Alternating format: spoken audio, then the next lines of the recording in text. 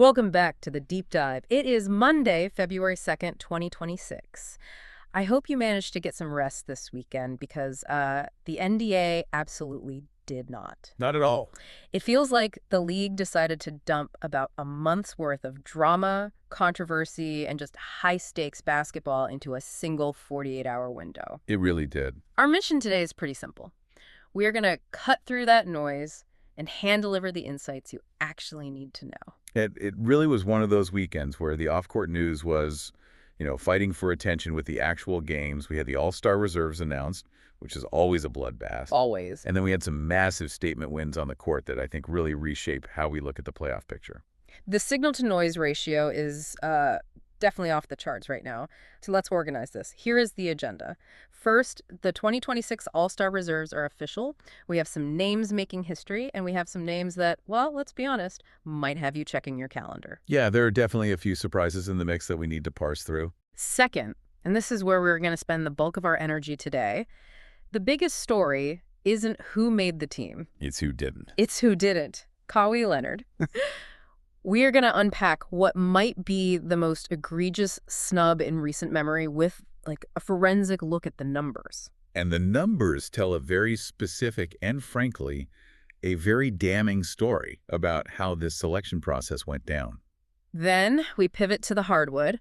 We had a heavyweight clash in the West where the Oklahoma City Thunder sent a very loud message to the Denver Nuggets. A very loud one. And finally, the New York Knicks. They are rolling, taking down the new-look Lakers in a Sunday primetime matchup. A lot of ground to cover. Let's not bury the lead, though. The All-Star reserves are out. Every year we sit here and say, oh, the snubs are terrible. But this year feels, I don't know, distinct, doesn't it? It does. It feels like we are caught between two eras. You have the establishment kind of hanging on, and then you have this surge of new talent just forcing the door open. Right. It creates this friction where, really valid candidates are going to get left out. Okay, let's run through the list so everyone is on the same page. In the Eastern Conference, coming off the bench, we have Donovan Mitchell, Jalen Jensen, Karl Anthony Towns, Pascal Siakam, Norman Powell, Scotty Barnes, and Jalen Duren. That is a lot of first-time energy in there. Jalen Duren getting the nod is huge for Detroit. I mean, that franchise has been waiting for a cornerstone, and he's proving he's it. Massive. And over in the West, the reserves are Anthony Edwards, Jamal Murray, Kevin Durant, Chet Holmgren, Devin Booker, Denny Avdia, and LeBron James. And there is a lot to digest there. There is, but we have to start with the headline that writes itself every single year. LeBron James. He's done it again. This is his 22nd straight All-Star selection. 22nd. The man is 41 years old. I mean, at some point, do we just run out of superlatives, or does this feel different to you? It's historic. Absolutely. You can't take that away. But if we're being objective here, which is why people listen, the context is complicated. LeBron is averaging 21.9 points per game. Which is his lowest since his rookie year, right? Exactly. It's a stark drop-off compared to the 28 or 30 he was putting up just a few years ago. So what does that tell you? It feels less like a reward for being one of the top 12 players in the conference right now, and more like the coaches are respecting the legacy. It's an acknowledgement that he's still playing at a high level, sure, but it's not, the LeBron dominance of 2016. It's the old hat selection. I think he even called it that himself.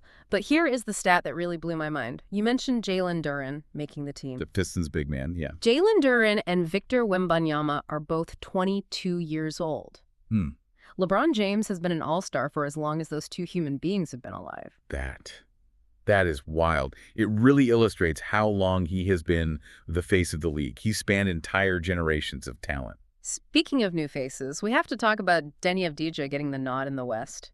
I feel like if you aren't watching late-night Blazers games, this name kind of jumps off the page as a, wait, really? It might surprise the casual fan, but Avdia has been fantastic. He's really broken out as this star-level point forward. The stat line is serious. 25.5 points, over 7 rebounds, and almost 7 assists. He's doing everything for them. But isn't there a caveat? I mean, Portland isn't exactly winning. That's the nuance. Portland is actually losing the minutes when he's on the floor, if you take out garbage time. So his impact on winning is debatable, but his production is just undeniable. So how did he get in then? Well, there's a technicality we should mention that likely helped him squeeze in. The international rule. Exactly. The game has a requirement. There must be 8 international players on the rosters. Avdija being from Israel helps check that box. Now, I don't want to diminish his season. 25-7 is all-star worthy, but that requirement certainly helps push you over the edge. It's the tiebreaker you need. And quickly, before we get to the big controversy, who is actually coaching these squads? So in the West, it's going to be Mitch Johnson from the San Antonio Spurs. Mitch Johnson. Okay, explain that one, because I thought the coach of the #1 seed usually gets the gig. Usually, yes. But Mark Daigneault, the OKC coach, did it last year. And the rule is you can't coach 2 years in a row. Ah, okay. So the honor slides to the coach with the second-best record, and right now, that is the Spurs. Mitch Johnson coaching the All-Star game. Wow. I don't think anyone had that on their bingo card. Absolutely not. It's a testament to the job they've done in San Antonio. Okay, let's pivot. We've been nice. We've celebrated the guys who made it. But the name that isn't on the list is the one everyone is screaming about. Kawhi Leonard. The elephant in the room. He was left off the Western Conference roster completely. And looking at the reactions, farce is a word being thrown around a lot. So let's do a proper deep dive here. Is this just a crowded field, or was this a legitimate data-backed snub? When you look at the data, calling it a snub feels, well, it feels too polite. This looks like a mistake. And understand why we need to do a blind comparison. We need to stack Kawhi up against the guys who made it over him. Specifically Chet Holmgren, Devin Booker, and LeBron. Exactly. So let's start with Chet. The Thunder are the 1 seed. He's having a great year. What is the argument for Kawhi over him? Chet's having a great year, no doubt. Top 15 player by most metrics. But look at the production. Kawhi Leonard is averaging 27.7 points per game. Chet is at 17.8. That is a 10-point gap. That's massive. It's a huge gap. And Kawhi's doing it on better efficiency, 62.8% true shooting, which, factors in everything. But are those empty calories? Is there a difference in how they get those points? That is the key insight. It's about the difficulty of the role. Kawhi Leonard is the alpha. He is the first option, the guy facing double teams every single night. Right. Chet Holmgren plays in Shai Gilgeous-Alexander's orbit. So Shai draws all the attention, and Chet gets the open looks. Exactly. And the numbers back this up. Almost 70% of Chet's baskets are assisted. Someone else created that shot. For coffee. Only 42.5% of his shots are assisted. He has to create everything himself. So it's a fundamentally harder job, and he's scoring 10 more points doing it. Precisely. Okay, what about Devin Booker? Similar roles there, right? Both are primary scorers. Very similar roles. Booker is averaging about 25. Kawhi is at almost 28. So Kawhi has the edge in scoring. But the real separator, and this is classic Kawhi, is the defense. Is he still elite on that end? He's terrifying. Kawhi is leading the league in steals with 2.1 per game. He's a disruptor. Booker has improved, sure, but he's a cog in the system. Kawhi is a legitimate plus defender. Okay, so he scores more than Booker and defends way better. Now for the big one, Kawhi versus LeBron. If we strip away the name on the back of the jersey and just look at 2026, how do they stack up? It's not close. And I want to use a specific metric here called EPM, estimated plus minus. It's widely considered the gold standard right now for public metrics. And where do they rank? Kawhi Leonard is top 5 in the entire NBA in EPM. Top 5. Top 5. He is in the conversation with Shai, Jokic, Luka, the absolute best guys. And LeBron. LeBron James ranks outside the top 50 in that same metric. Whoa, that is not a small discrepancy. That is a chasm. It is. Kawhi beats him in scoring, steals, efficiency, and these big impact metrics.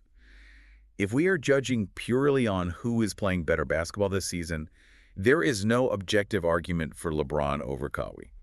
So if the numbers are this clear, and they sound crystal clear, why did this happen? Is there something else going on? Because there has been some noise off the court. There has been noise, and we have to address it because it provides context. There was that report about a potential cap circumvention scandal. It involves an endorsement deal with the CEO of a company called Aspiration. Right, the allegation being that it was a way to funnel extra money to Kawhi outside the salary cap. Exactly. And look, we have to be clear, that is a serious allegation. If the Clippers or Steve Ballmer did that, they should be penalized, but that's an organizational issue. That's a front office issue. It shouldn't impact the guy on the court. It shouldn't. Kawhi is averaging a career high in points. The Clippers have won 17 of their last 21 games.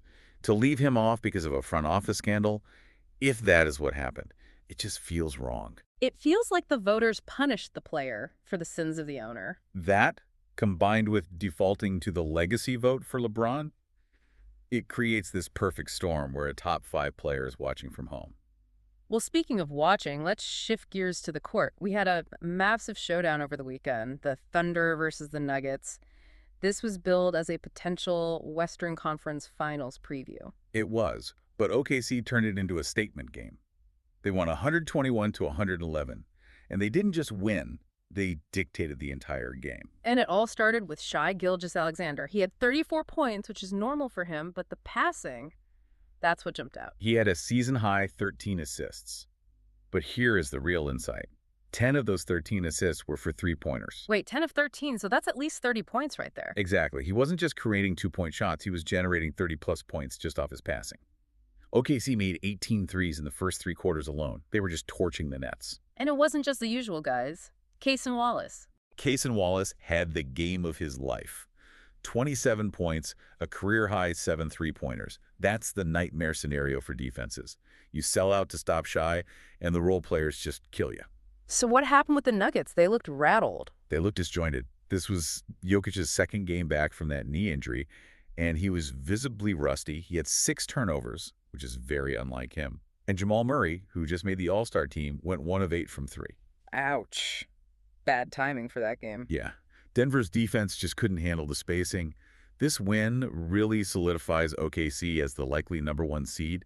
They have the tiebreakers, and honestly, they just looked faster and younger. It feels like a changing of the guard, for sure. But let's move east to an east-west matchup in New York. The Knicks. They are rolling. They really are. They beat the new-look Lakers 112 to 100. That's 6 wins in a row. They've righted the ship. But what stood out to me was how they won. You look at the box score, and their 2 All-Stars, Brunson and KT, they didn't exactly shoot the lights out. No, they struggled. And this is where the Knicks' coaching and roster construction really shines. Down the stretch, in the last 5 minutes, who was at center?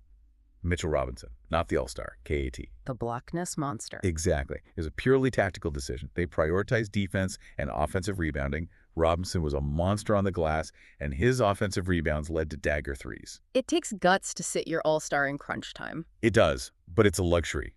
The Knicks can say, okay, our All-Star isn't the right fit for this specific moment. Let's put in our elite rim protector. And it worked. Let's flip to the Lakers side. This team is now built around Luka Doncic. How do they look? Disjointed is the word again. Luka got his 30 because he's Luka. But the flow wasn't there. The Lakers lost the third quarter 38 to 26. That's a collapse. It is. LeBron had 22, but he and Luka struggled to get the offense moving together. Felt like your turn, my turn basketball. And they are really missing Austin Reeves. Yeah, his injury really hurts the rotation. He's that connector piece. He greases the wheels of the offense. Without him, things get stagnant fast. Speaking of unsung heroes, a quick shout out to Landry Shamet on the Knicks. Landry Shamet. I mean, this guy was on the fringe of the league, and here he is hitting massive shots in the fourth quarter to put the Lakers away. It's a testament to finding the right fit. The Knicks system creates open looks. If you can stand in the corner and hit a shot, you have value. And he was ready. Absolutely. So let's recap. The All-Star game is seeing a changing of the guard, even if LeBron is still holding on for the 22nd year. Right. And we learned that stats don't always equal selection. Kawhi Leonard is putting up top 5 numbers, but will be watching from home, likely due to a mix of legacy voting and that off-court noise. We saw OKC prove they're the team to beat in the West. And the Knicks prove they can win ugly, relying on defense even when their stars are cold. It really sets the stage for the second half. And here's a question I want you to think about. Does the All-Star game actually measure the best players anymore? Or has it become this mix of Lifetime Achievement Awards and box checking? And more importantly, if Kawhi Leonard keeps playing like a top 5 player with a massive chip on his shoulder because of this, is the rest of the league in trouble? Because a motivated Kawhi is a scary, scary thing. A very scary thing for the Western Conference. That is all the time we have for today. Thank you for listening. Please comment, like, subscribe. If you're on YouTube, Spotify, please leave 5-star review. It will help the channel grow. Until next time, please check our previous episodes.